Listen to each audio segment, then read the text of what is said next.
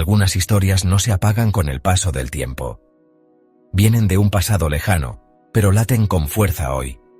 Son relatos de personas reales con dudas, miedos y una fe capaz de mover lo imposible. Cada historia bíblica es una ventana a otro tiempo y un reflejo del nuestro. Nos muestran errores que aún cometemos, decisiones que todavía transforman y verdades que siguen desafiando lo que creemos. En la brújula bíblica abrimos esas páginas antiguas para darles voz en el presente. Descubrimos el pulso humano detrás de cada profeta, rey o mujer valiente, y cómo sus pasos pueden guiar los nuestros. Quizá lo que escuches aquí confirme lo que siempre has creído. O tal vez despierte preguntas nuevas que te lleven a buscar más. Sea cual sea tu punto de partida, este viaje es para ti. Acompáñanos, suscríbete y activa la campanita para no perderte ninguna de nuestras historias, porque cada relato que contamos puede acercarte a la verdad o mostrarte un camino que no habías visto antes. Este es el lugar donde la fe y la historia se encuentran, donde el pasado ilumina el presente. Bienvenido, bienvenida a la brújula bíblica. Jericó. Cuando la fe sacude cimientos. Tras décadas de errancia bajo el inclemente sol del desierto, el vasto campamento se extendía ahora a lo largo de las riberas orientales de un caudaloso río, justo al borde de una tierra que habían anhelado por generaciones. La brisa que soplaba desde el poniente traía consigo no solo el aroma de una vegetación más exuberante, sino también el peso de una promesa inminente y la sombra de un desafío colosal. Allí estaban, una multitud inmensa, observando con una mezcla de reverencia y temor el horizonte, donde las cumbres lejanas prometían una heredad, pero también se erguían, en la distancia, las fortificaciones de ciudades que parecían burlarse de su peregrinación. El gran libertador ya no estaba entre ellos. Su voz, que los había guiado a través de prodigios y desiertos, se había silenciado. Una nueva era amanecía, cargada de una esperanza renovada, pero también de la incertidumbre que siempre acompaña a los umbrales de lo desconocido, demandando una fe inquebrantable para cruzar esa frontera invisible entre el pasado y el destino. El peso de esa transición recaía sobre los hombros del sucesor, un hombre forjado en la paciencia y el servicio, que ahora se encontraba al frente de un pueblo con una historia de milagros y a veces de profunda desobediencia. La magnitud de la tarea era abrumadora: conducir a millones a una tierra habitada por pueblos poderosos, cumplir una promesa divina que trascendía el entendimiento humano. En medio de esta carga, una voz inconfundible y soberana se alzó desde lo alto, disipando las sombras de la duda y el miedo que pudieran acechar el corazón del líder. Era la confirmación de una comisión divina, un recordatorio de que la misión no dependía de la habilidad o la fuerza humana, sino del poder ilimitado de aquel que había iniciado la promesa y que ahora la llevaría a su cumplimiento a través de manos consagradas. Con palabras llenas de autoridad y consuelo, la voz divina le aseguró: «Nadie te podrá hacer frente en todos los días de tu vida. Como estuve con mi siervo, así estaré contigo. No te dejaré, ni te desampararé». Esta declaración no era una mera exhortación, sino un pacto renovado, una garantía de presencia constante que prometía la victoria sobre cualquier adversidad. Era la certeza de que el camino no lo recorrería solo, sino acompañado por el poder omnipotente que había dividido mares y derribado imperios. La fe no era un salto ciego, sino una respuesta a una verdad revelada. La promesa implicaba no solo la entrada a la tierra, sino también la victoria sobre sus ocupantes, una tarea que a simple vista parecía inabordable para una nación de errantes, pero que con el respaldo divino se convertía en un destino inevitable y glorioso. La clave para desatar ese poder inagotable y para asegurar la prosperidad en cada paso residía en la obediencia a las instrucciones celestiales. La voz le enfatizó la importancia de adherirse a la revelación ya entregada. «Solamente esfuérzate y sé muy valiente, para cuidar de hacer conforme a toda la ley que mi siervo te mandó. No te apartes de ella ni a diestra ni a siniestra, para que seas prosperado en todas las cosas que emprendas. Estas palabras no eran una carga, sino una brújula infalible, un mapa detallado para navegar por territorios desconocidos y enfrentar enemigos formidables. Meditar en ellas día y noche, permitir que impregnaran cada decisión y cada acción, era la verdadera estrategia. La prosperidad prometida no era meramente material, sino una floreciente comunión con el Creador. Una vida alineada con su propósito que produciría frutos de victoria y paz en todas las esferas de la existencia del pueblo. Mientras el pueblo se preparaba, una sombra colosal se cernía sobre el horizonte visible, Jericó. La ciudad, orgullosa y fortificada, se alzaba como el primer y más formidable bastión en el camino hacia la tierra prometida. Sus muros gruesos y altos, su estratégica ubicación cerca del río, la convertían en una barrera aparentemente infranqueable. Para los ojos humanos, Jericó representaba la encarnación de lo imposible, un desafío que cualquier ejército de la época dudaría en enfrentar. Su sola presencia era un eco de los temores que habían paralizado a la generación anterior, un recordatorio de la dificultad de reclamar lo que se había prometido. La visión de sus defensas de piedra contrastaba brutalmente con la aparente vulnerabilidad de un pueblo nómada, sin la maquinaria de asedio sofisticada de otras naciones. La memoria de lo ocurrido décadas atrás, cuando la fe de la generación anterior flaqueó ante la visión de gigantes y ciudades amuralladas, se cernía como una advertencia.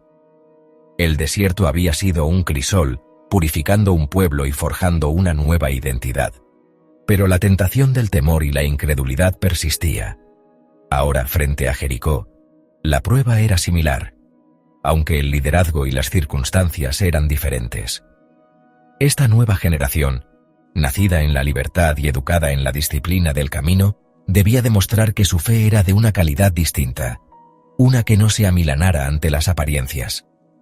La lección de que el poder divino opera más allá de la lógica humana y que la obediencia es el puente entre la promesa y la realidad, estaba a punto de ser grabada en su memoria colectiva, con una demostración contundente. Con la visión de Jericó grabada en sus mentes y la palabra divina resonando en su corazón, el líder comenzó a organizar al pueblo. No había tiempo para la indecisión. El mandato de avanzar era claro. Convocó a los jefes de las tribus y a los oficiales, impartiendo las primeras instrucciones prácticas para la inminente marcha. Les instó a preparar las provisiones, a asegurar que cada familia estuviera lista para la movilización, porque en 3 días cruzarían la frontera. Era un momento de gran expectación y tensión controlada. La logística de mover a millones de personas, con sus rebaños y posesiones, requería una coordinación impecable y una fe colectiva en que cada detalle, por insignificante que pareciera, estaba subsumido en el plan mayor del Altísimo, quien orquestaba cada movimiento. Un pilar crucial en esta preparación fue la reafirmación del compromiso de las tribus que se habían asentado al otro lado del río. El líder les recordó su voto de unirse a la vanguardia, de cruzar armados para ayudar a sus hermanos a asegurar la herencia en la tierra prometida antes de regresar a sus propios hogares. La respuesta de estas tribus fue unánime y resuelta, un eco de lealtad y unidad que fortaleció el espíritu de toda la nación. Nosotros haremos todas las cosas que nos has mandado, e iremos a donde quiera que nos envíes. Y con una declaración aún más profunda añadieron: como obedecimos en todo al anterior siervo, así te obedeceremos a ti. Solamente que el Altísimo esté contigo, como estuvo con el anterior siervo. Este respaldo no solo era militar, sino espiritual, una confirmación de que la nación se movía como un solo cuerpo, bajo una misma visión y una misma fe en el destino divino. Más allá de las estrategias militares y la preparación logística, el verdadero conflicto que se libraba en ese umbral era de naturaleza espiritual. No era solo un ejército contra otro, sino la fe del Eterno contra las fortalezas de la idolatría y la incredulidad. Las murallas de Jericó eran tangibles, pero las barreras más grandes residían en los corazones humanos: el miedo, la duda, la impaciencia. La conquista de la tierra no sería por la espada del hombre, sino por el brazo poderoso de la divinidad, manifestado a través de la obediencia simple y radical de su pueblo. La victoria ya estaba decretada en el cielo. La tierra ya era un regalo. Pero ese regalo requería ser recibido con actos de fe que desafiaran la lógica y demostraran que el Omnipotente estaba, de hecho, en medio de ellos, cumpliendo cada una de sus inquebrantables palabras. Así, la gran asamblea se encontraba al borde de un momento trascendental, con el caudaloso río dividiendo su presente de un futuro cargado de promesas y pruebas. Sus miradas se clavaban en el horizonte, donde la tierra fluía con la promesa de leche y miel, pero también se erguían las fortificaciones inexpugnables de Jericó. Cada corazón latía con la anticipación de lo desconocido, la mezcla de una fe inquebrantable y la inevitable punzada de la incertidumbre humana. El sol comenzaba a descender, tiñendo el cielo de tonos anaranjados y violetas, marcando el final de un día y el inminente comienzo de una empresa sin igual. Estaban en el umbral, listos para que la historia, escrita por el dedo divino, comenzara a desdoblarse ante sus ojos, con la promesa de que el primer paso, por imposible que pareciera, sería el inicio de una cadena de milagros que sacudirían los cimientos de la tierra. A la orilla oriental del Jordán, una vasta congregación se mantenía expectante. Las aguas del río, hinchadas y turbulentas por la época de la siega, representaban una barrera formidable, un último desafío natural antes de pisar la tierra prometida. 3 días de espera habían templado su espíritu.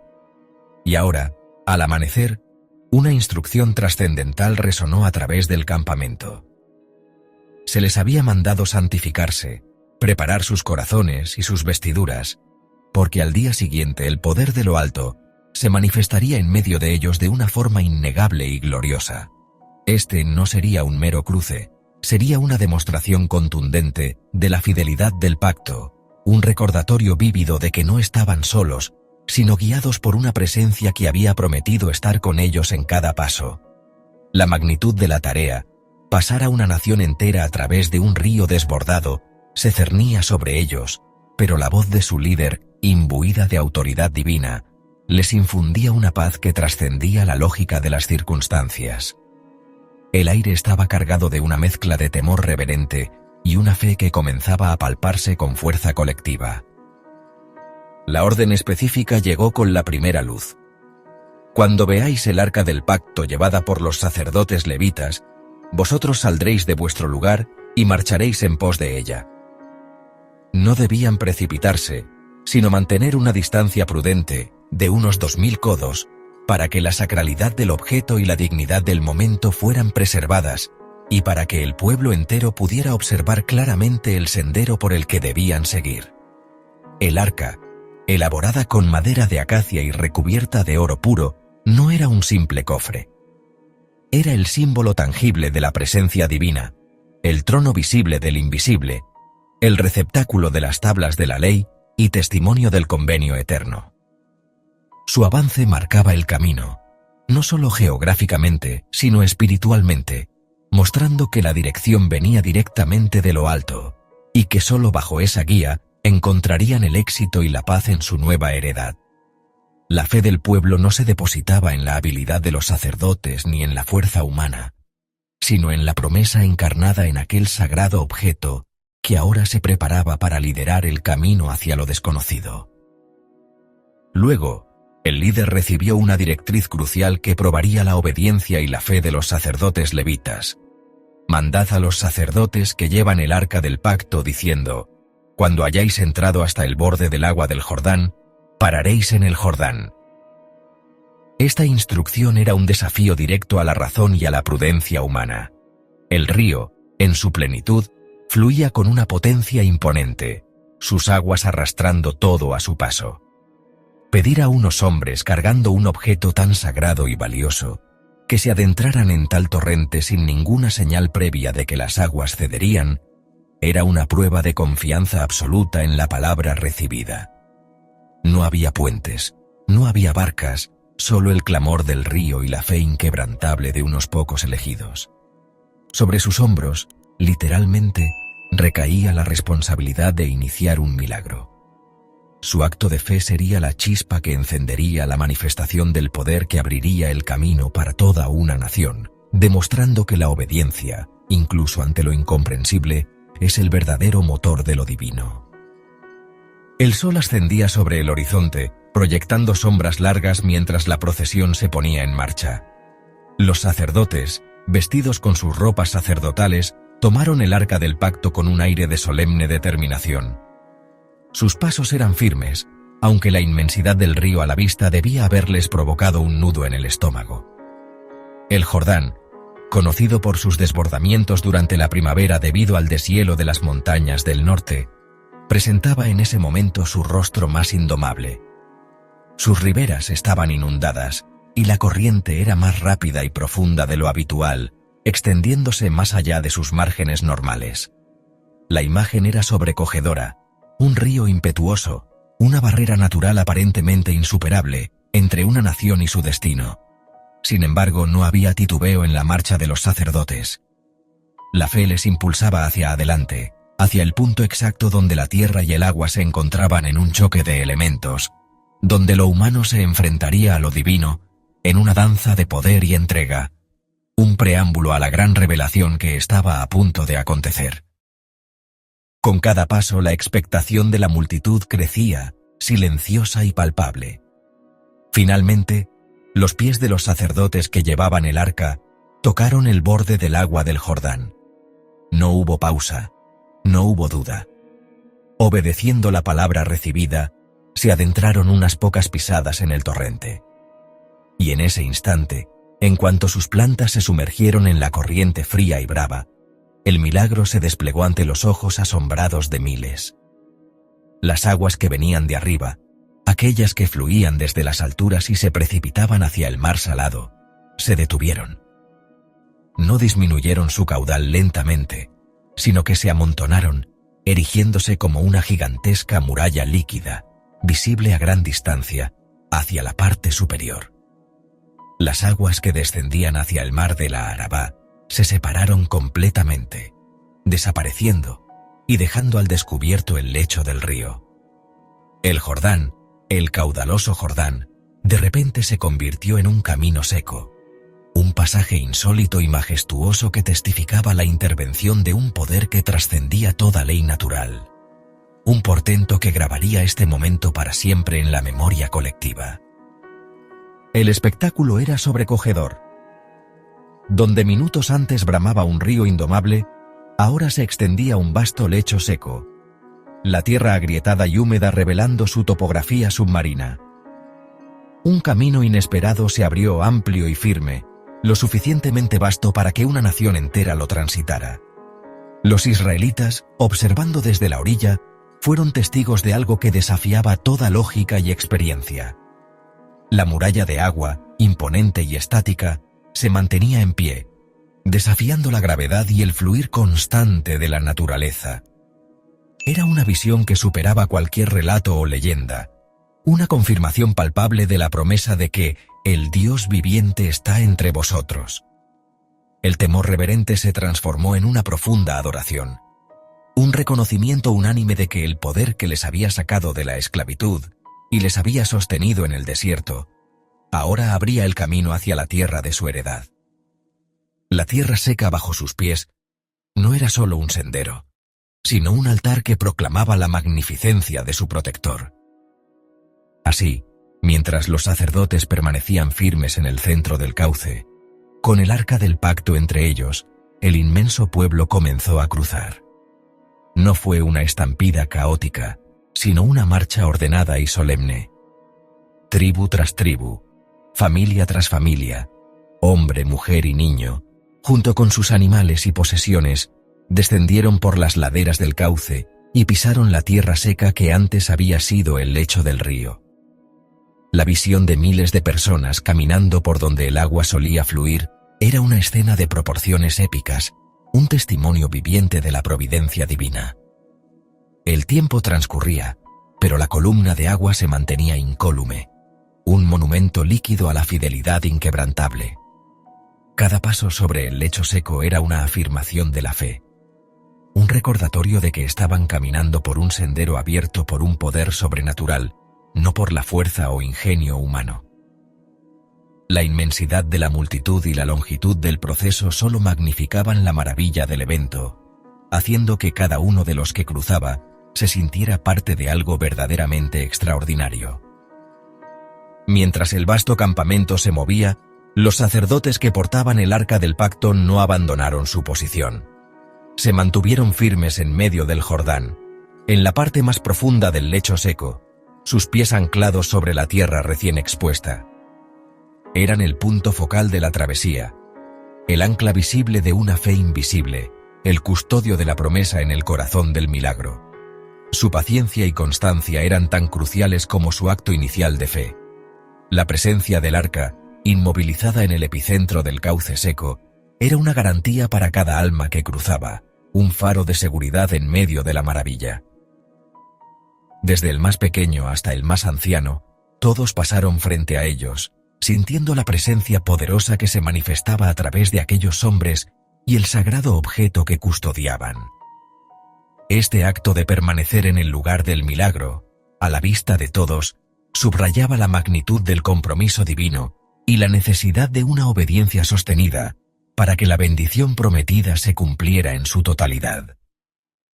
Finalmente, después de que la última persona de la gran congregación hubo cruzado, habiendo pisado ya tierra firme en la orilla occidental, la voz del líder resonó con una nueva instrucción dirigida a los sacerdotes.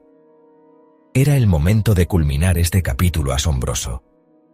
Con la certeza de que el propósito divino se había cumplido y el pasaje había servido a su fin, se les indicó que salieran del lecho del Jordán. Este evento, que ahora quedaba grabado en la memoria colectiva, servía como un poderoso recordatorio de que nada es imposible para el que cree, un eco de los antiguos prodigios, pero ahora vivido por una nueva generación.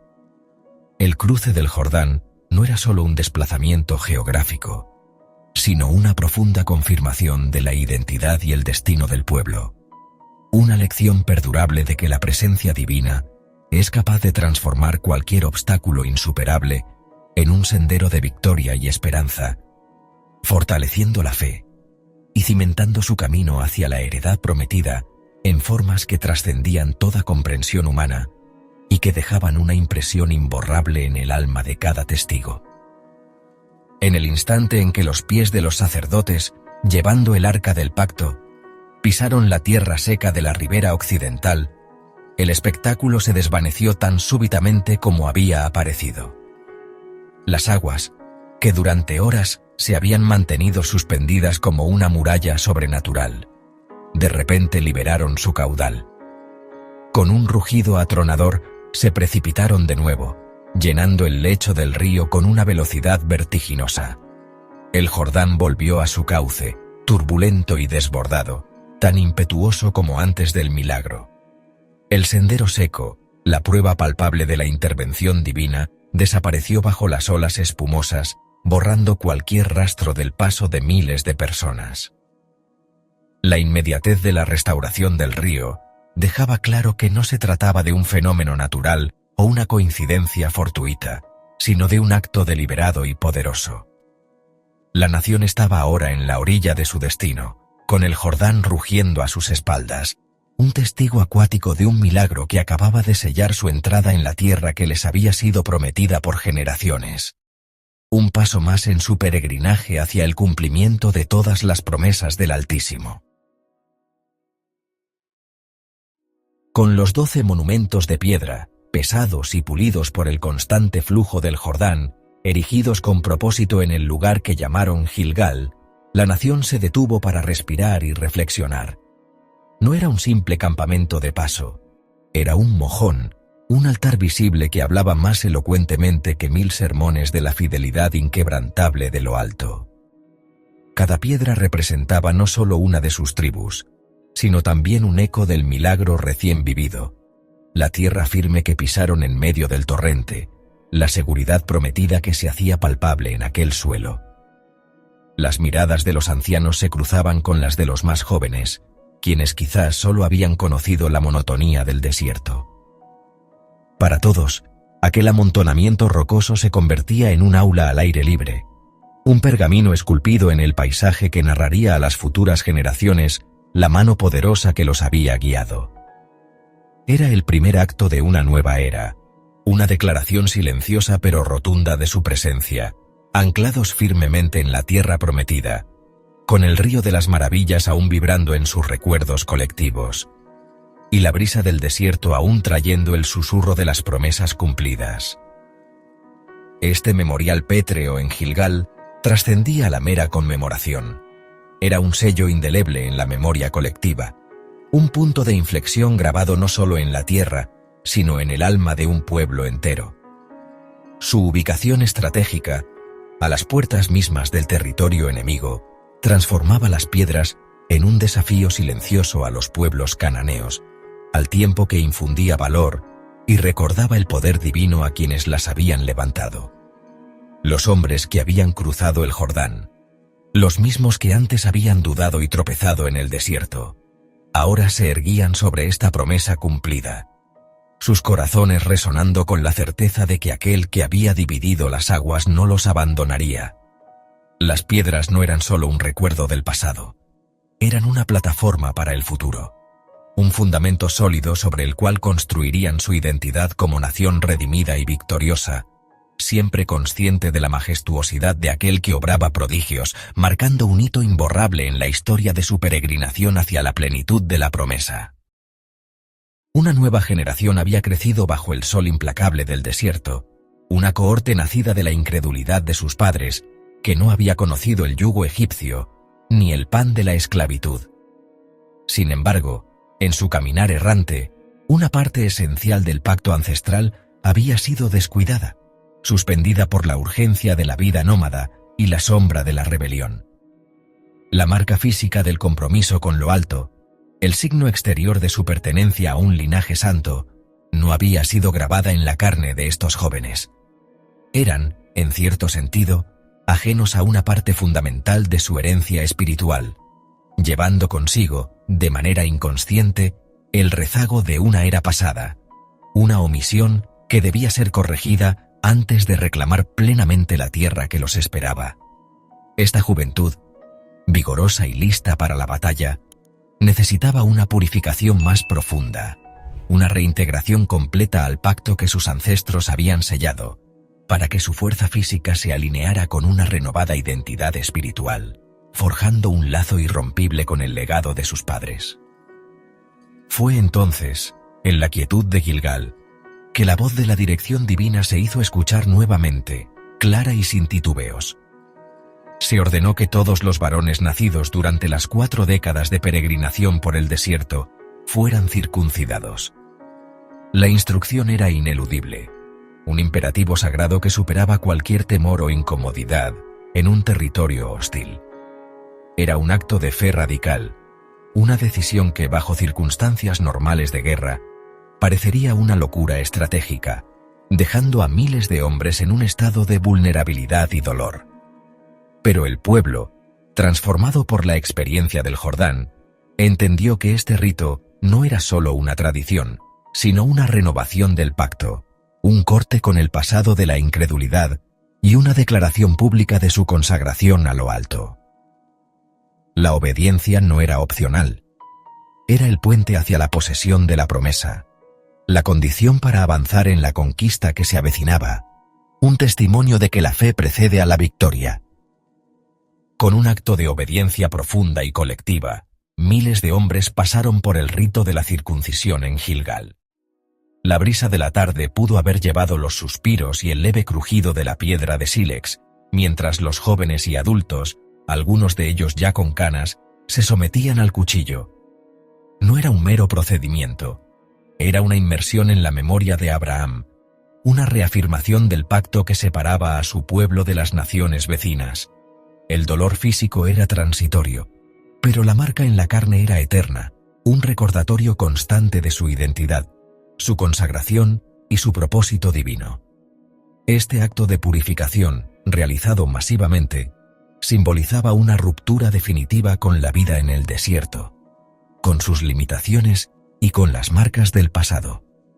Se estaban preparando no solo militarmente, sino espiritualmente, para tomar posesión de la herencia que se les había prometido, demostrando que la verdadera fortaleza residía en la conformidad con los preceptos divinos, un paso audaz hacia la limpieza del alma y la renovación de la esperanza. Fue en ese acto de humillación y purificación que se produjo una declaración de lo alto. Hoy he quitado de vosotros el oprobio de Egipto. La frase resonó con una profundidad que iba más allá del entendimiento superficial.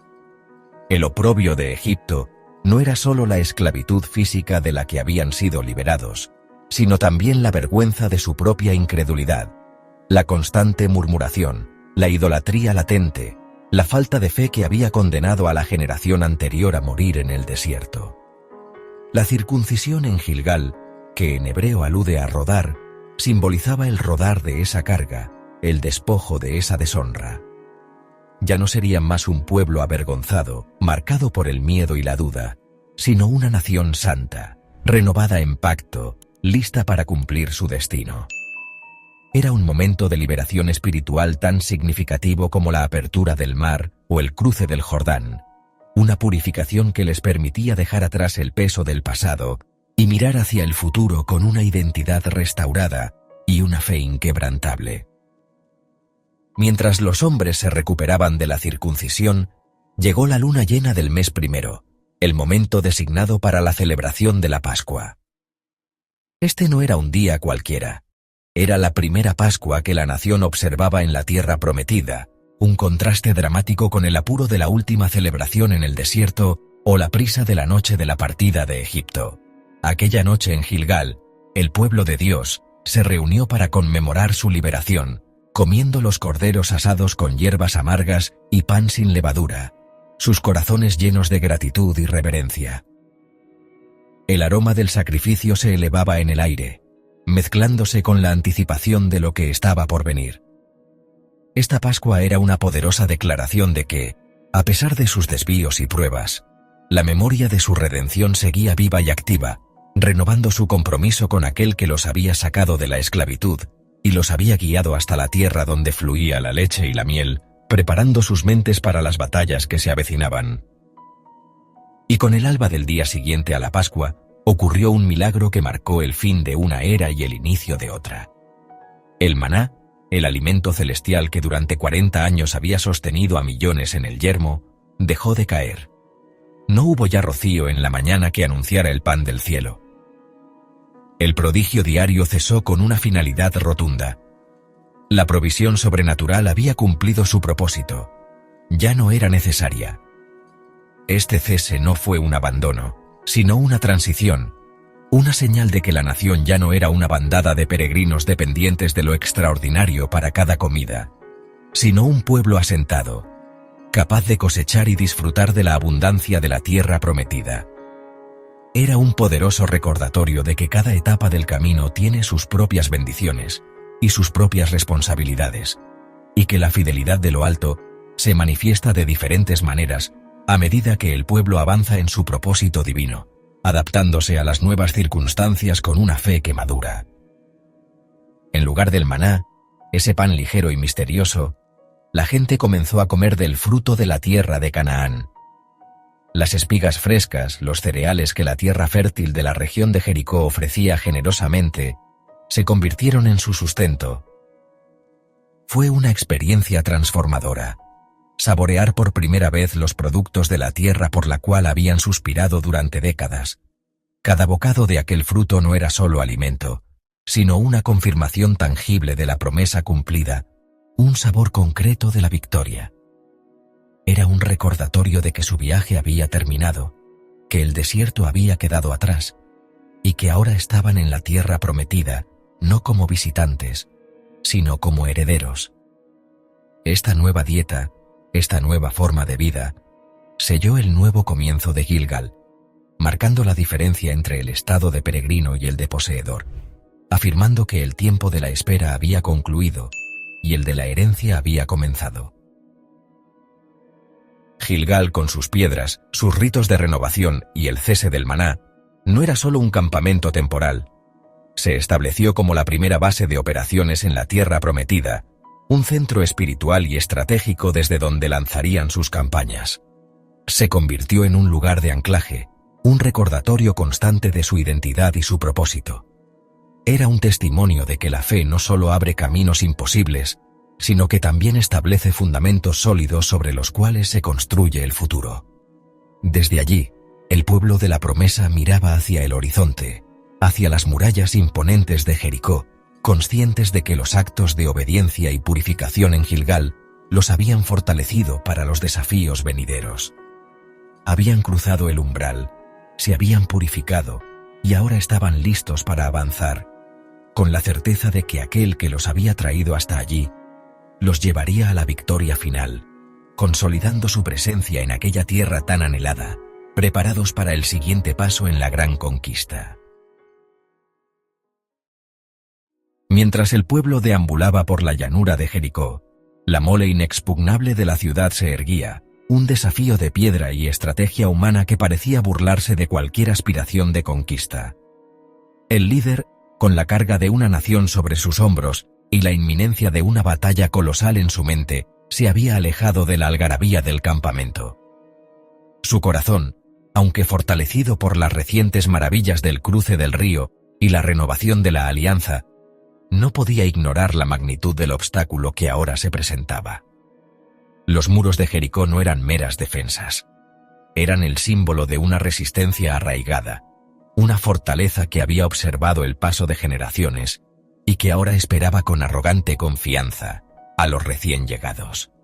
La noche se cernía, y con ella, el peso de las decisiones que marcarían el destino de un pueblo que había esperado por siglos para pisar la tierra prometida, una tierra que ahora se encontraba bloqueada por esta impenetrable barrera, exigiendo una solución que superara la lógica militar humana. La soledad del momento ofrecía un espacio para la introspección profunda. El líder observaba los muros, quizás buscando una debilidad, una estrategia que los ingenieros militares de su época hubieran considerado viable. Pero la experiencia reciente le había enseñado que las victorias más grandes de su pueblo no provenían de la astucia humana, sino de la intervención divina. El río que se había partido, el maná que caía cada mañana, el agua que brotaba de la roca. Todos eran recordatorios de que el poder que los guiaba estaba más allá de su comprensión. Sin embargo, Jericó presentaba una realidad tangible, una roca contra la fe. Se preguntaba cómo iniciarían el asalto, con qué tácticas, qué sacrificios serían necesarios. La preocupación no era por su propia vida, sino por la vida de cada hombre, mujer y niño que había confiado en él para guiarlos hacia su herencia, una herencia que parecía tan cercana y a la vez tan lejana, custodiada por una muralla infranqueable. Fue en medio de esa profunda meditación, con la vista fija en la oscuridad que comenzaba a envolver la formidable ciudad, cuando su mirada detectó una presencia inesperada. Allí estaba, de pie, un hombre con una espada desenvainada en su mano. No era un soldado común. Su postura, su silencio, la intensidad de su presencia, todo sugería algo diferente, algo que trascendía la rutina de una guardia o la exploración de un enemigo. La figura emanaba una autoridad inconfundible, una seriedad que detuvo el aliento del líder. ¿De dónde venía? ¿Cómo había llegado tan cerca sin ser detectado? La lógica militar dictaba precaución, pero la atmósfera que rodeaba a este ser era más que la de un adversario o un aliado terrestre. La espada brillaba levemente, un destello que no solo reflejaba la luz moribunda del crepúsculo, sino que parecía emanar una luz propia, silenciosa pero potente, en medio de la creciente penumbra del anochecer. Con la agudeza que la guerra y el liderazgo habían pulido, el líder no vaciló. Su primera reacción fue la de un estratega evaluando una amenaza o un posible aliado en territorio enemigo. Se acercó a la figura, el paso firme a pesar de la sorpresa, y con una voz que, aunque inquebrantable, portaba la carga de la incertidumbre, lanzó la pregunta crucial: ¿eres de los nuestros o de nuestros enemigos? La simplicidad de la cuestión ocultaba la profundidad de la encrucijada que enfrentaba. La respuesta a esa pregunta podría significar el inicio de una escaramuza, la bienvenida a un refuerzo inesperado o la revelación de una trampa mortal. El destino de la batalla, y quizá del pueblo, dependía de la alineación de este ser misterioso. La tensión en el aire era casi palpable, una mezcla de expectación y cautela, mientras el líder esperaba la palabra que disiparía el enigma de esta aparición singular a las puertas de la ciudad fortaleza. La respuesta no se hizo esperar, y con ella, toda la perspectiva del líder se transformó radicalmente. La voz que habló no fue la de un guerrero terrestre, ni la de un espía, sino una que resonó con la majestad de lo eterno. «No», dijo la figura, despojando a la pregunta de su polaridad humana, «sino que como príncipe del ejército del Señor he venido ahora». Esas palabras no solo negaron una identidad terrenal, sino que revelaron una celestial. El líder no estaba frente a un capitán de milicia de alguna nación vecina, ni un aliado humano, sino ante el mismo capitán de las huestes divinas, una representación de la presencia y el poder de aquel que había guiado a su pueblo a través del desierto. La espada desenvainada no era para un conflicto terrenal inmediato, sino un símbolo de la autoridad celestial que venía a tomar las riendas de la batalla que se avecinaba, elevando el inminente conflicto de Jericó a una dimensión espiritual de proporciones épicas. Ante la magnitud de esta revelación, el ambiente alrededor del líder y la figura celestial se cargó de una santidad abrumadora. La orden subsecuente del capitán celestial no dejó lugar a dudas sobre la naturaleza del encuentro. «Quita el calzado de tus pies, porque el lugar donde estás es santo». No era una petición, sino un mandamiento que resonaba con la misma autoridad divina que había hablado desde la zarza ardiente en tiempos pasados.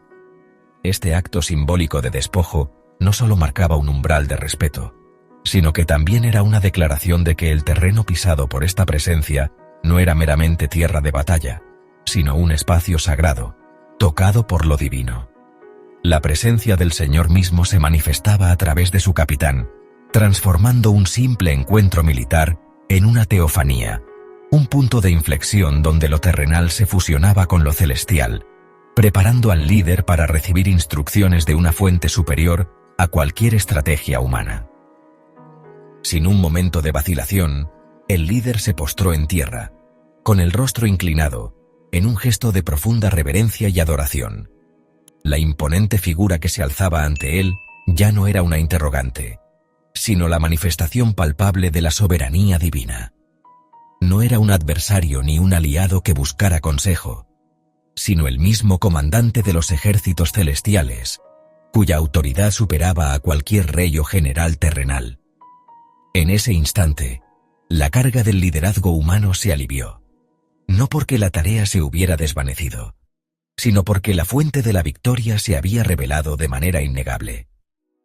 La humildad de su postración no era una señal de debilidad, sino de una fortaleza espiritual renovada, un reconocimiento de que el plan para Jericó no sería diseñado por la sabiduría estratégica de los hombres, sino dictado por la omnisciencia divina, consolidando la fe que era el pilar fundamental de su travesía.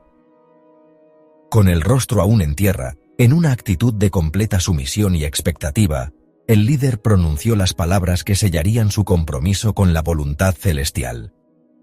«¿Qué dice mi señor a su siervo?». Esta pregunta no buscaba una opinión o un consejo, sino una instrucción directa, una orden clara de aquel que se había revelado como el verdadero estratega de la campaña. Ya no importaban los planes preconcebidos, las evaluaciones de la fortaleza de los muros, ni las tácticas que los expertos militares habrían sugerido. La única dirección válida ahora provendría de esta presencia sublime. Su interrogante encapsulaba la esencia de su liderazgo: ser un instrumento en las manos de lo alto, un siervo dispuesto a ejecutar cualquier mandato, por ilógico o desafiante que pareciera, reconociendo que la victoria no residiría en la fuerza de sus brazos, sino en la obediencia incondicional a la voz que ahora le hablaba desde las alturas celestiales. La aparición del Capitán Celestial no solo era una confirmación de la presencia divina en la inminente batalla, sino también una profunda lección sobre la naturaleza de la guerra que estaban a punto de librar. No era una contienda de pueblos contra pueblos en el sentido convencional, sino una manifestación del juicio divino y la consecución de una promesa. La presencia de este ser angélico con una espada desenvainada subrayaba que la fuerza y la estrategia de los hombres serían insuficientes, que esta era una batalla espiritual que requería una intervención sobrenatural. La revelación no solo le infundió al líder una certeza inquebrantable, sino que también le proporcionó la autoridad moral y espiritual para guiar a su pueblo a través de un camino que muy probablemente desafiaría toda lógica humana. La visión preparaba el terreno para una serie de acontecimientos que desdibujarían las líneas entre lo posible y lo milagroso, consolidando la fe como el arma más potente. Con la promesa de instrucción inminente, el líder se levantó, su mente y espíritu renovados por la magnitud del encuentro. La visión del Capitán Celestial no había desaparecido de su mente. Al contrario, cada detalle, cada palabra resonaba con una claridad impactante. Regresó al campamento, no con el peso de la incertidumbre, sino con la quietud de quien ha recibido una dirección infalible. Las imponentes murallas de Jericó seguían allí, desafiantes e inquebrantables, pero ahora eran percibidas a través de un lente diferente, el de la intervención divina. El líder ya no veía una fortaleza insuperable, sino un escenario donde el poder celestial se manifestaría de una manera inaudita. Esperaba, con una mezcla de reverencia y anticipación, el momento en que las directrices de lo alto serían reveladas, sabiendo que la siguiente fase de su travesía no sería orquestada por él, sino dictada por el capitán de las huestes celestiales, quien ya había tomado las riendas de su destino y el de su pueblo. Tras la conmovedora travesía por el Jordán y el establecimiento del campamento en Gilgal, la estrategia divina comenzaba a tomar forma, no solo a través de la fuerza militar, sino mediante la delicada intervención de la fe y la providencia. Antes de cualquier movimiento ostensible contra la imponente ciudad, una misión encubierta se hizo imperativa. 2 hombres fueron escogidos. Su tarea era audaz: internarse en el corazón mismo de la fortaleza enemiga, Jericó. No iban con armas visibles, sino con el sigilo del explorador y la fe de quien sabe que cada paso es guiado. Su objetivo no era simplemente observar muros y defensas, sino sondear el espíritu de la ciudad, comprender su temor o su arrogancia, y buscar quizás una grieta, una señal, un punto de entrada que solo los ojos divinos podían discernir. La tensión era palpable. Cruzar el umbral de una ciudad amurallada, conocida por su fuerza y sus costumbres, significaba un riesgo extremo. Cada sombra, cada rostro en las callejuelas desconocidas, representaba una potencial amenaza. Era un paso crucial, el primer roce directo con el gigante que se interponía en el camino hacia la tierra prometida, un acto de inteligencia y audacia que desafiaba la lógica humana. La imponente silueta de Jericó se alzaba en el horizonte, sus murallas dobles, desafiantes e inexpugnables, prometiendo una resistencia formidable a cualquiera que osara acercarse. Los 2 emisarios, con el pulso acelerado, se deslizaron entre la multitud, procurando pasar desapercibidos en el bullicio de la ciudad amurallada. La ciudad, una encrucijada vital en las rutas comerciales, estaba llena de un mosaico de gentes y sonidos, un escenario perfecto para la discreción, pero también para el peligro. Sin embargo, su presencia no tardó en ser notada. Los murmullos se extendieron como reguero de pólvora entre los guardianes y los habitantes.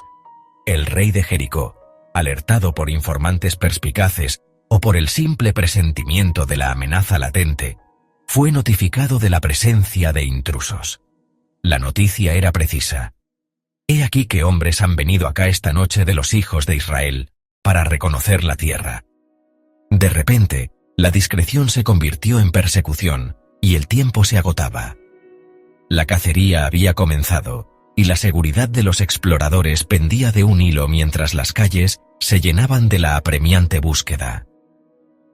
En medio de la creciente alarma, el destino de los dos hombres se entrelazó con una figura inesperada. Una mujer de vida compleja, cuyo hogar estaba incrustado en la estructura misma de la muralla de la ciudad. Cuando los soldados del rey llegaron a su puerta, exigiendo la entrega de los intrusos, ella se encontró en una encrucijada monumental, un momento de decisión que marcaría no solo su futuro, sino el de su linaje. Contraviniendo la lealtad esperada hacia su propia gente y su soberano, la mujer tomó una decisión audaz, impulsada por un temor reverente y una incipiente fe. Les había escondido en el terrado de su casa, bajo manojos de lino que ella misma había tendido a secar. Con astucia y convicción, respondió a los emisarios reales, desviando su búsqueda. Es verdad que vinieron a mí unos hombres, pero no supe de dónde eran, y cuando se iba a cerrar la puerta, siendo ya oscuro, esos hombres se salieron. No sé a dónde fueron, seguidlos aprisa y los alcanzaréis. Su engaño, motivado por un discernimiento espiritual que trascendía las apariencias, les dio un valioso margen de tiempo. Una vez que el peligro inmediato se disipó y los perseguidores se dirigieron en la dirección equivocada, la mujer subió al terrado donde los exploradores permanecían ocultos. En ese instante, en la intimidad de la noche, se desveló no solo la magnitud de su riesgo, sino la profundidad de su convicción. No era un acto de simple compasión, era una declaración de fe, audaz y arriesgada.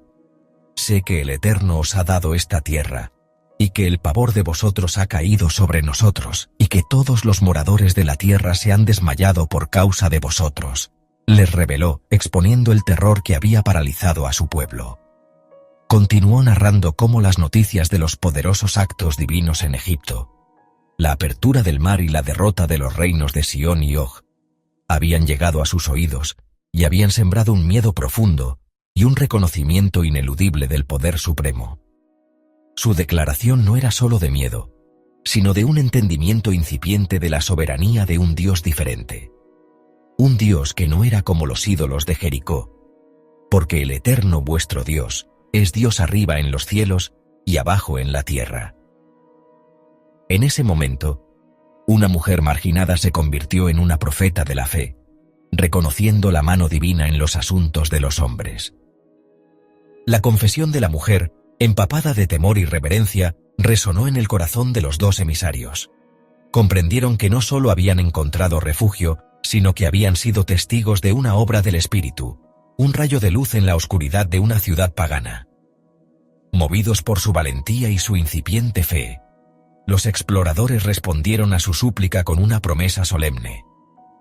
Ella les imploró: «Os ruego que me juréis por el Eterno, que como he hecho misericordia con vosotros, así la haréis vosotros con la casa de mi padre, y que me daréis una señal verdadera, y que salvaréis la vida a mi padre y a mi madre, a mis hermanos y hermanas, y a todo lo que es suyo, y que libraréis nuestras vidas de la muerte». El pacto se selló en ese momento de vulnerabilidad y esperanza. Los hombres le aseguraron: «Nuestra vida por la vuestra, si no denunciáis este asunto nuestro». Era un acuerdo de vida por vida, un compromiso sagrado que se extendía más allá de ella misma, abarcando a toda su familia, un acto de gracia inesperado en medio de la inminente destrucción, forjando una alianza insospechada en el umbral de la guerra. Como confirmación de su juramento, los exploradores le entregaron a la mujer una señal tangible, un distintivo inequívoco de su salvación en medio del caos venidero. «He aquí, cuando nosotros entremos en la tierra, atarás este cordón de grana a la ventana por la cual nos descolgaste, y reunirás en tu casa a tu padre y a tu madre, a tus hermanos y a toda la familia de tu padre», le instruyeron. Este simple cordón escarlata, no un estandarte de guerra ni un arma poderosa, sino un humilde trozo de cuerda teñido de un color vibrante, se convertiría en su pasaporte a la vida. Sería una señal clara, un faro visible desde la distancia, para que cuando la tempestad de la conquista azotara la ciudad, su casa fuera reconocida y protegida. La instrucción era precisa. Su familia debía permanecer dentro de los muros de su hogar. Si alguno salía, su sangre caería sobre sus propias cabezas. El cordón no era solo una promesa, era un testamento visible de la fe, un recordatorio constante de la gracia concedida y de la obediencia requerida para activarla. Un símbolo que trascendería su significado material para encarnar la esperanza de redención. Con el juramento sellado y el cordón escarlata en sus manos, la mujer, movida por la urgencia del momento, ayudó a los exploradores a escapar. Su casa, al estar en la muralla, ofrecía una ruta de huida discreta y efectiva. Entonces ella los hizo descender con una cuerda por la ventana, porque su casa estaba en el muro, y ella vivía en el muro, relata el relato. Antes de despedirse, los hombres le dieron instrucciones finales para asegurar su regreso seguro y el cumplimiento de la promesa. Id al monte, para que los que os siguen no os encuentren, y estad allí 3 días, hasta que los que os siguen hayan vuelto, y después os iréis por vuestro camino. Esta prudente estrategia buscaba evitar cualquier rastro, permitiendo que la búsqueda real del rey de Jericó se disipara antes de que los exploradores reaparecieran. Era un acto final de precaución mutua, una despedida que cargaba tanto la esperanza de un futuro cumplido como el peso de la amenaza inminente sobre Jericó, y el milagro que se tejería a través de una sencilla cuerda y una fe inquebrantable. Los 2 emisarios, tras 3 días de prudente espera y sigilosa travesía por las montañas, finalmente emprendieron el camino de regreso al campamento, cargados no solo con la información estratégica sobre las defensas de Jericó, sino con una historia mucho más profunda y significativa. Su regreso fue un alivio para la comunidad, que aguardaba noticias con ansiosa expectación. Al presentarse ante su líder, su informe no se centró únicamente en la altura de los muros o el número de guerreros, sino en el espíritu que habían encontrado dentro de la ciudad. Ciertamente el Eterno ha entregado toda la tierra en nuestras manos, anunciaron con fervor y convicción. Su relato se tejió con detalles sobre el miedo paralizante que se había apoderado de los habitantes de Jericó, una señal inequívoca de que la victoria ya estaba predicha en el corazón de los enemigos. Hablaron de la mujer que los había escondido, de su asombrosa declaración de fe y del pacto de misericordia sellado con el cordón escarlata, un testimonio viviente de que la mano divina ya estaba obrando de maneras que superaban la estrategia militar. El informe de los exploradores, especialmente la parte referente a la mujer de Jericó y el pavor que había invadido a sus habitantes, tuvo un impacto profundo en el líder y en todo el pueblo. No era solo un reporte táctico, era una confirmación espiritual, un sello divino sobre la misión que se les había encomendado. Comprendieron que la batalla no sería solo de fuerza bruta, sino de fe. La noticia de que los corazones de los habitantes se habían desmayado ante el nombre del Eterno era más valiosa que cualquier mapa detallado de fortificaciones. Demostraba que el Dios de Israel ya estaba luchando sus batallas en el ámbito espiritual y psicológico, desmantelando la moral del enemigo antes de que se lanzara la primera lanza. La historia de la mujer, la extranjera que había reconocido la soberanía del Eterno y había buscado refugio en su promesa, se convirtió en un faro de esperanza, un recordatorio de que la gracia divina podía alcanzar incluso los rincones más inesperados y en los momentos más improbables, preparando el escenario para los milagros que estaban por venir y dando una nueva dimensión a la inminente confrontación. Con el cordón escarlata como un vínculo invisible pero poderoso entre la inminente destrucción y una promesa de salvación individual, el campamento se sumió en una mezcla de expectación y determinación. La historia de la mujer no era solo una anécdota de espionaje, se había convertido en una pieza clave del intrincado plan divino, revelando que la providencia trabajaba en múltiples niveles. No se trataba simplemente de conquistar una ciudad, sino de manifestar la justicia y la misericordia de un Dios que veía más allá de las fronteras étnicas y las reputaciones humanas. El líder, habiendo escuchado el reporte completo, procesó esta información con la sabiduría que el Eterno le había otorgado. La estrategia contra Jericó ya no sería solo una invasión, sería una demostración del poder y la fidelidad divinos, donde la fe de una mujer de un pueblo hostil jugaba un papel tan fundamental como la marcha del ejército. La etapa estaba lista. Los cimientos de la fe estaban siendo probados. Y el destino de Jericó, junto con la promesa a la familia de la mujer, aguardaba su ineludible desenlace. Con la aurora tiñendo de oro las cúspides de las montañas del desierto y el tenue resplandor de Jericó aún visible en la distancia, la nación se preparó para una tarea que desafiaba toda lógica militar conocida. El líder, habiendo recibido instrucciones directas del mensajero celestial, impartió las órdenes que resonaron con la autoridad de lo divino. No habría estrategias de asalto tradicionales, ni arietes, ni escalada de muros, ni flechas surcando el aire. La batalla sería de una naturaleza completamente diferente, una demostración de poder que trascendía lo humano. 6 días deberían rodear la ciudad una vez, y al séptimo, el ritual se intensificaría de manera asombrosa. Esta secuencia, tan meticulosa como enigmática, no solo ponía a prueba la capacidad de sus guerreros, sino que excavaba en lo más profundo de la fe colectiva, exigiendo una obediencia que ignoraba el juicio de los ojos y la razón, apelando únicamente a la confianza en el camino que les había sido revelado.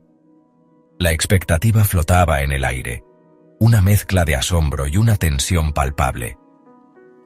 Así comenzó la marcha, no como una incursión de guerra, sino como una procesión sagrada. Al frente, los hombres armados, escudos y lanzas brillando bajo el sol naciente, marcaban el paso con una solemnidad inusual. Detrás de ellos, la figura imponente de los sacerdotes que portaban las trompetas de cuerno de carnero, los shofares, listos para emitir un sonido que no era de batalla sino de invocación. En el corazón de la formación, el arca de la alianza, el símbolo tangible de la presencia divina, era llevada por otros sacerdotes, su madera de acacia revestida de oro reluciendo como una promesa andante. Y detrás de todo, el resto del pueblo, una masa silenciosa, observando, escuchando, conteniendo la respiración. Dieron la vuelta a la ciudad una vez, un círculo completo, metódico y disciplinado, sin emitir un solo grito, una sola palabra, solo el constante sonido de los shofares que rompía el silencio y se elevaba sobre las murallas fortificadas. Desde las altas murallas de Jericó, la escena debió ser desconcertante. Los guardias, que esperaban un ataque furioso, una lluvia de flechas o el estruendo de máquinas de asedio, solo veían una procesión extraña y repetitiva. Primero, el temor inicial de lo desconocido, luego quizás una confusión burlona ante lo que parecía una táctica absurda. ¿Eran estos los guerreros que habían abierto un río y derrotado a ejércitos poderosos? ¿Esta era su gran estrategia? La imponente fortaleza de la ciudad, con sus dobles muros de piedra y barro, parecía invulnerable, y esta procesión silenciosa no representaba ninguna amenaza convencional. Sin embargo, bajo la aparente calma, una semilla de inquietud podría haber comenzado a germinar. La persistencia inusual, el silencio casi sobrenatural, el sonido monótono de los cuernos. Todo ello creaba una atmósfera de misterio que la lógica militar no podía descifrar, erosionando lentamente la confianza de quienes se sentían seguros tras sus fortificaciones. Día tras día, la misma rutina se repetía con una precisión incansable. El amanecer traía consigo la formación, la marcha alrededor de los muros, el sonido constante de los shofares y el regreso al campamento en Gilgal. La monotonía de esta obediencia no era una hazaña menor. Requería una fe profunda y una disciplina férrea. Imaginar las mentes de los que marchaban, quizás cuestionando internamente, ¿hasta cuándo seguiremos haciendo esto? ¿Cuándo vendrá la verdadera batalla? Pero el líder había hablado con la voz del Altísimo, y su instrucción era inquebrantable. Este acto prolongado no solo era una estrategia divina, sino una purificación interna para el pueblo, forjando su carácter y reforzando la convicción de que la victoria no dependía de su fuerza o ingenio, sino de la fidelidad a una orden que ellos mismos no podían comprender plenamente, un ejercicio de confianza en el poder que los había guiado hasta ese momento. Los sacerdotes, al frente, no solo eran portadores de las trompetas, sino custodios de la pureza ritual y el mensaje divino. El sonido de los shofares no era simplemente un instrumento de música, sino una voz, una declaración. Era un sonido ancestral que invocaba la presencia de lo sagrado, una llamada a la guerra espiritual, un recordatorio de pactos y promesas. Cada soplo a través del cuerno de carnero era una nota de persistencia, una señal audaz en medio del silencio, que resonaba no solo en el aire, sino en los corazones de quienes marchaban, y sin duda, en la conciencia de los que se hallaban tras los muros. Este eco prolongado era una táctica de guerra psicológica que, a falta de un ataque frontal, operaba en un plano más sutil, creando una tensión creciente, una sensación de inevitabilidad que permeaba el ambiente, preparando el escenario para el momento culminante que aún no se revelaba. El papel del pueblo en esta marcha silenciosa fue crucial. Se les había ordenado no pronunciar palabra, no levantar la voz, hasta el día señalado. Esta restricción era una prueba formidable, especialmente para una multitud acostumbrada a la exclamación, la queja o el canto. El silencio impuesto no era pasividad, sino una forma activa de obediencia, un acto de contención que concentraba la energía y la expectativa. Cada persona, hombre, mujer y niño, se convertía en un participante de un ritual cósmico, un eslabón en una cadena de fe que se extendía alrededor de la ciudad. Era un silencio que hablaba a volúmenes, una declaración de confianza en el plan que sus ojos no podían ver, una disciplina que sometía el impulso humano de reaccionar y cuestionar, en favor de una espera paciente y expectante en la promesa divina que les había sido reiterada desde su salida de la esclavitud. A medida que los días pasaban y la procesión se repetía, una tensión silenciosa se acumulaba, tanto en el campamento como dentro de las fortificaciones de Jericó. Los que marchaban sentían el peso de la promesa, la inminencia de algo grande, aunque no supieran cómo se manifestaría. Los habitantes de la ciudad amurallada, por su parte, debieron haber experimentado una mezcla de desprecio y creciente aprensión. La persistencia de esta extraña marcha, la ausencia de un asalto predecible, el misterio que envolvía cada giro de la procesión, todo ello erosionaba su sentido de seguridad. ¿Qué significaba esto? ¿Era una burla, una táctica de desgaste mental, o la preparación para algo que ellos, en su arrogancia, no podían prever? La expectativa no era solo una emoción humana, sino un elemento estratégico, una cuerda tensa que se estiraba, lista para vibrar con una fuerza desconocida. La escena presentaba un contraste llamativo. De un lado, la imponente y formidable ciudad de Jericó, confiada en sus muros de piedra y la aparente invulnerabilidad de su diseño defensivo. Del otro, una multitud que realizaba un acto que, a los ojos de cualquier estratega militar, parecería irracional o, en el mejor de los casos, ineficaz. No había máquinas de guerra visibles, solo un arca sagrada, sacerdotes con trompetas y un pueblo en silencio. Era un enfrentamiento no de fuerza bruta contra fuerza bruta, sino de la obstinación humana contra la paciencia divina, de la lógica del mundo contra la sabiduría de los cielos. La marcha era un acto de guerra espiritual manifestado en lo físico, un desafío directo a la soberbia de Jericó, que se apoyaba en sus defensas tangibles, ignorando la fuerza invisible que operaba en la fe de aquellos que la rodeaban. La esencia misma de esos días de marcha fue la obediencia. No fue un acto de entendimiento intelectual pleno, sino de confianza inquebrantable en la palabra que se les había dado. Los líderes y el pueblo no cuestionaron la aparente inutilidad de la tarea, ni pidieron explicaciones sobre la mecánica de la victoria. Simplemente hicieron lo que se les mandó, paso tras paso, día tras día manteniendo el silencio, llevando el arca, tocando las trompetas. Este acto de sumisión a una directriz aparentemente sin sentido era la piedra angular de su victoria venidera. Se les estaba enseñando que el camino de la liberación no siempre es el más obvio o el más cómodo, sino el que se transita con una fe sencilla y radical, donde la voluntad de lo alto prevalece sobre cualquier cálculo o juicio humano, forjando un carácter que dependería completamente de la intervención que se había prometido. El sexto día se despidió con la misma procesión silenciosa, dejando a la ciudad en un estado de nerviosismo creciente, y al pueblo lleno de una expectativa casi insoportable. Habían completado los 6 días de la marcha regular. Ahora, la mirada se posaba en el amanecer del 7º día, el día que rompería con la monotonía y traería la revelación. La instrucción había sido clara. Ese día, la procesión no sería una sola vuelta, sino 7, un número que resonaba con significado y propósito. Y después de la 7ª vuelta, el sonido no sería solo de las trompetas, sino el de un gran clamor de todo el pueblo, una explosión de sonido que contrastaría brutalmente con el silencio de los días anteriores.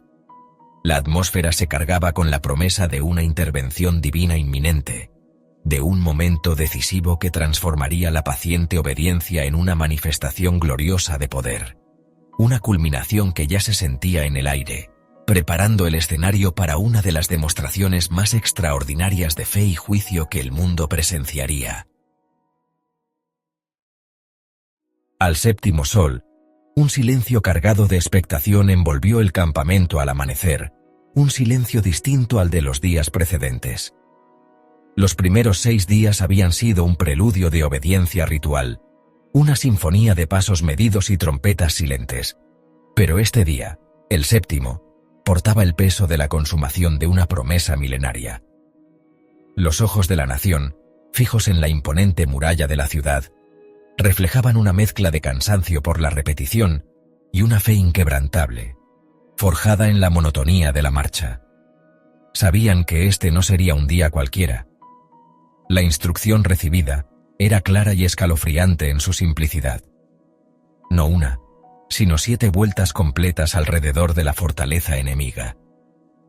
La disciplina se tensaba al máximo, pues cada músculo, cada pensamiento, debía alinearse con la voluntad de lo invisible, confiando en que el patrón divino, aunque misterioso, era infalible. Este amanecer no solo marcaba el inicio de una jornada, sino la prueba definitiva de su sumisión a un plan que desafiaba toda lógica militar, transformando cada paso en un acto de devoción pura. Con la primera luz tiñendo de oro las cúspides de las montañas, la procesión comenzó su marcha una vez más, con la misma solemnidad y el mismo silencio sepulcral que había caracterizado los días anteriores. Los sacerdotes, revestidos de lino, portaban con reverencia el arca del pacto, el mueble sagrado que simbolizaba la presencia misma de lo divino entre ellos.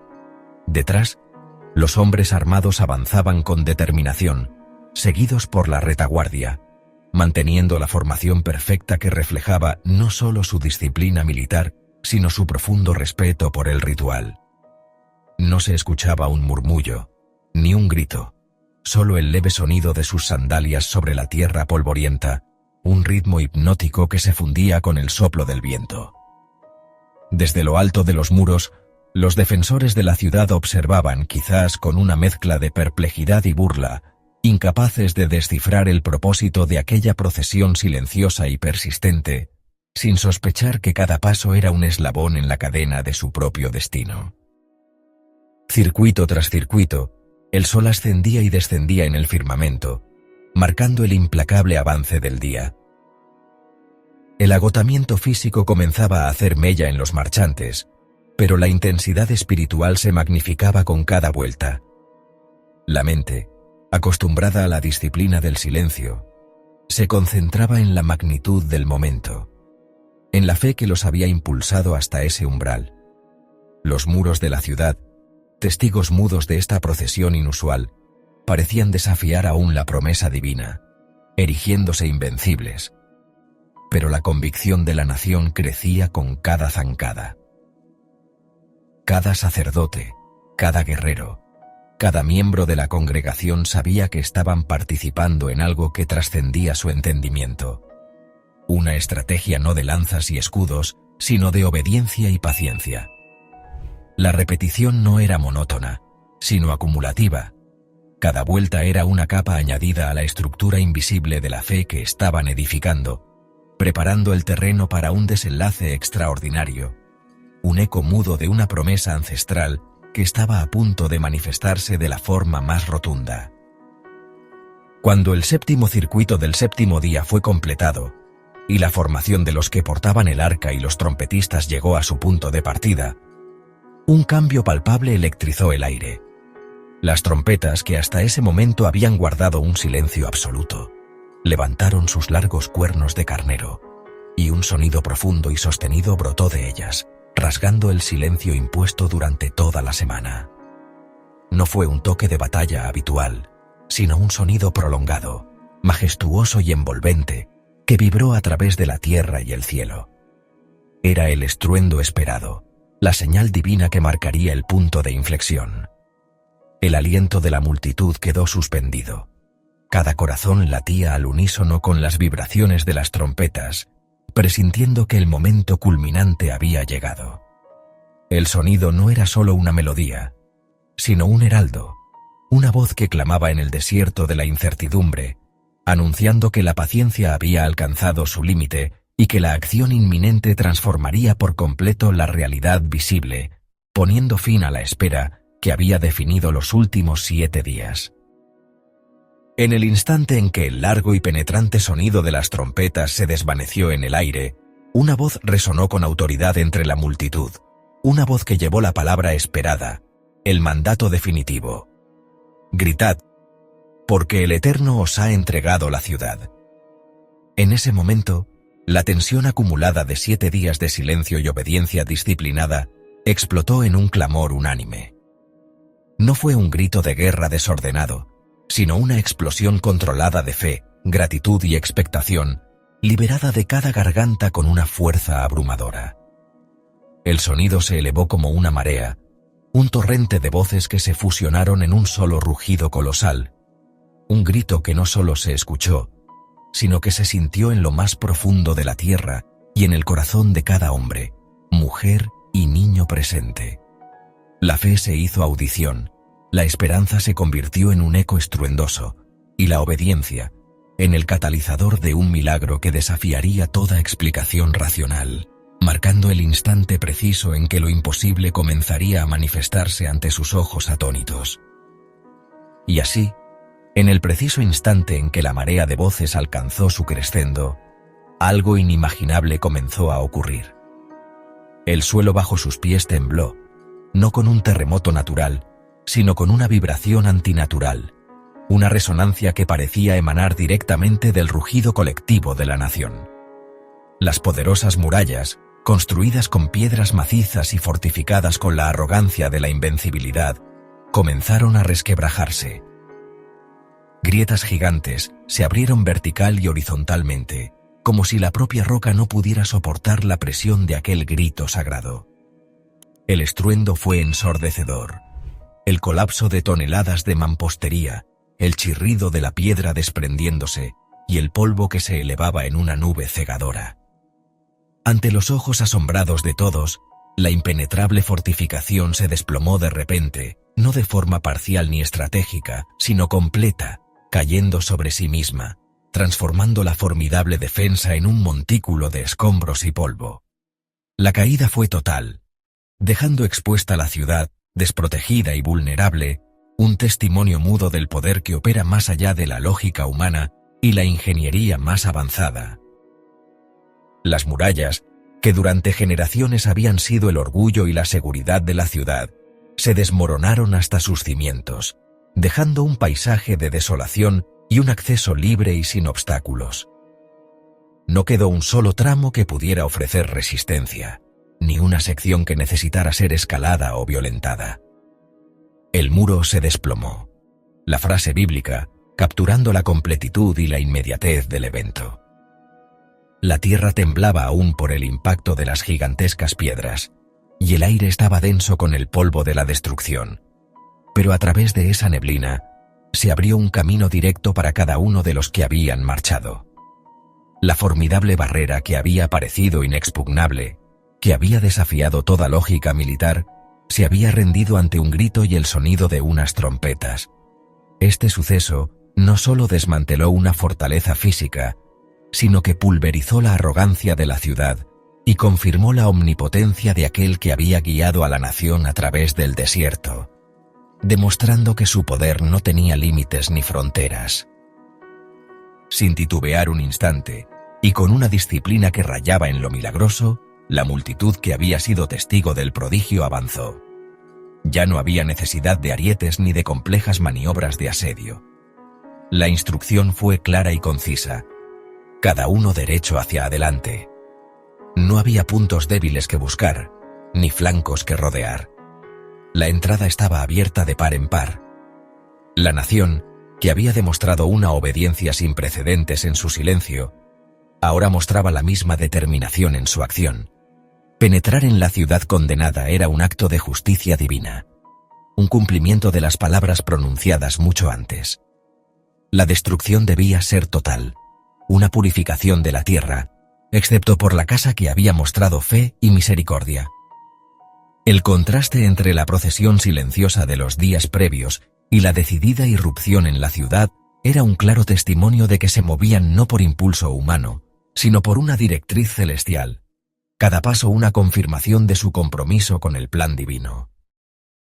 El interior de la ciudad, ahora expuesto y vulnerable, se convirtió en el escenario de una verdad inexorable.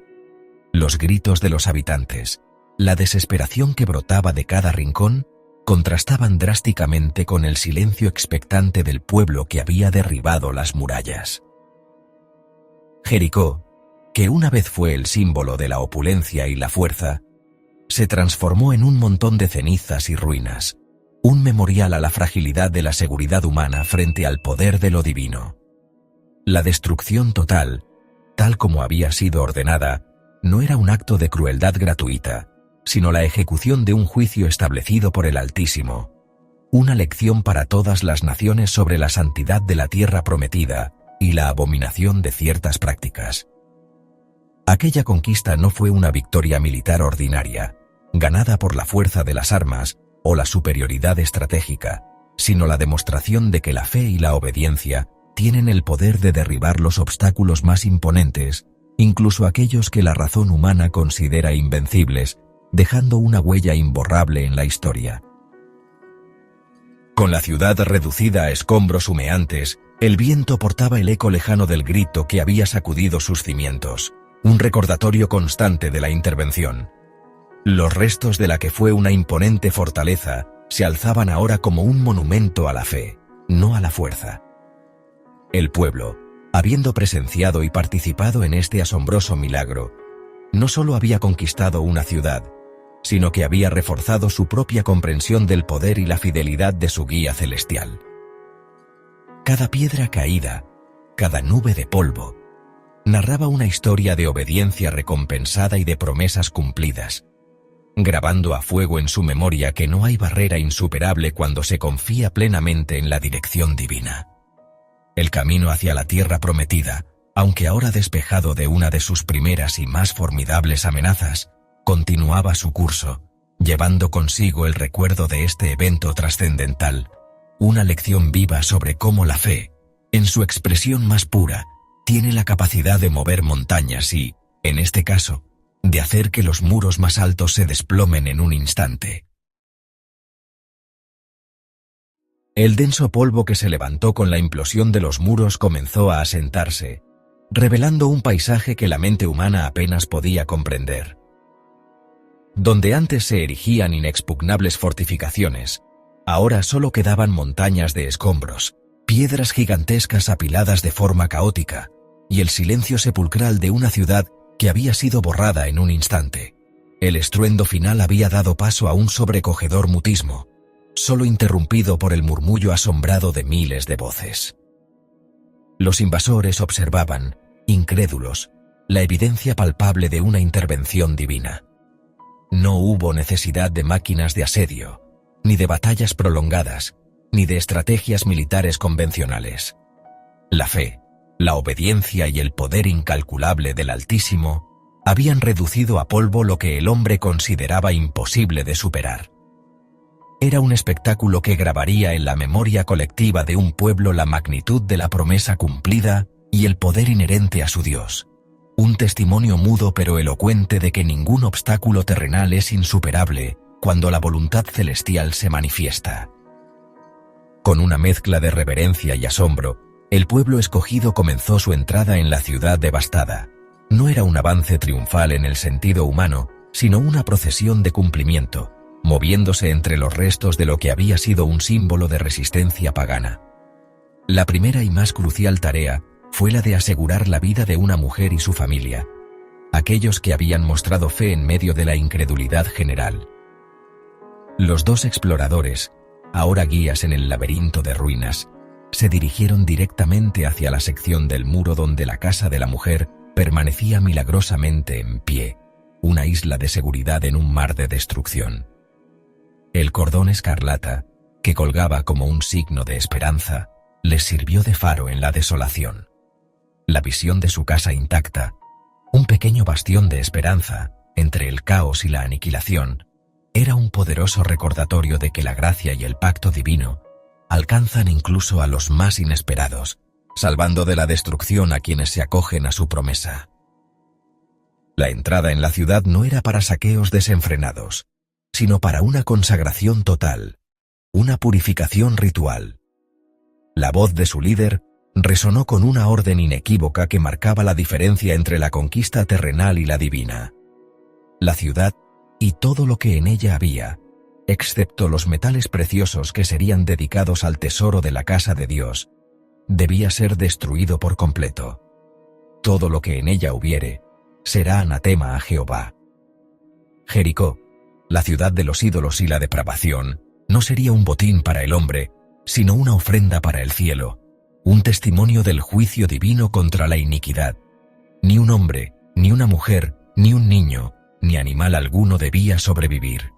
Era una sentencia radical, una medida extrema, para erradicar la influencia corruptora de los habitantes anteriores y para reafirmar la santidad del territorio, que sería habitado por el pueblo de la promesa, un acto de limpieza espiritual y territorial sin precedentes. En medio de la devastación implacable, la historia de la mujer y su linaje se erguía como un oasis de misericordia. Ella, la meretriz de la ciudad, se convirtió en un faro de redención. Su fe, manifestada en su confianza y ayuda a los espías, había sido su escudo protector.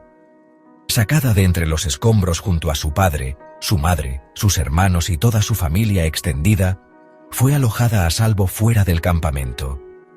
Su vida y la de los suyos fueron preservadas de la cuchilla, un vívido ejemplo de cómo la gracia divina puede trascender las barreras culturales, sociales y espirituales, ofreciendo salvación a aquellos corazones que, aún en la oscuridad, buscan la luz. Este acto de preservación no fue un olvido del mandato, sino una confirmación de que incluso en la severidad del juicio, la fidelidad prometida a quienes responden con fe no es olvidada, y el hilo escarlata de la redención se teje a través de los designios más solemnes. Tras la ejecución del mandato de destrucción y la dedicación de los bienes, su líder se paró sobre las humeantes ruinas, su voz grave y cargada de una autoridad profética. Con una solemnidad inquebrantable, pronunció una maldición sobre cualquiera que osara desafiar el propósito divino y reconstruir la ciudad caída. Maldito delante de Jehová el hombre que se levantare y reedificare esta ciudad de Jericó. Sobre su primogénito echará el cimiento de ella, y sobre su hijo menor asentará sus puertas. Esta no era una simple advertencia terrenal, sino una sentencia espiritual que trascendía el tiempo, marcando a Jericó no solo como una ciudad destruida, sino como un lugar bajo un anatema perpetuo, un monumento a la obediencia y al juicio. Esta maldición servía como un recordatorio constante de que algunos actos divinos tienen consecuencias eternas y que el lugar donde Dios ha manifestado su poder de tal manera debe permanecer como un símbolo de su justicia inquebrantable. Las ruinas de Jericó no eran meramente los vestigios de una ciudad derrotada. Eran un sermón silencioso, una lección tallada en piedra y polvo para todas las generaciones. Eran un testimonio del poder de un Dios que cumple sus promesas y que lucha por su pueblo cuando éste obedece. Pero también eran una advertencia, una ilustración sombría de las consecuencias de la resistencia y la impiedad. La caída de Jericó demostró que no hay fortaleza humana, por imponente que sea, que pueda resistir la voluntad divina. Para los invasores, significaba que estaban en una tierra donde el Señor de los ejércitos era su verdadero estratega. Para las naciones circundantes, era un mensaje de terror y asombro, la evidencia irrefutable de que un nuevo y formidable poder se había establecido en la tierra. Un poder no de carne y hueso, sino de la esfera celestial, operando a través de un pueblo obediente.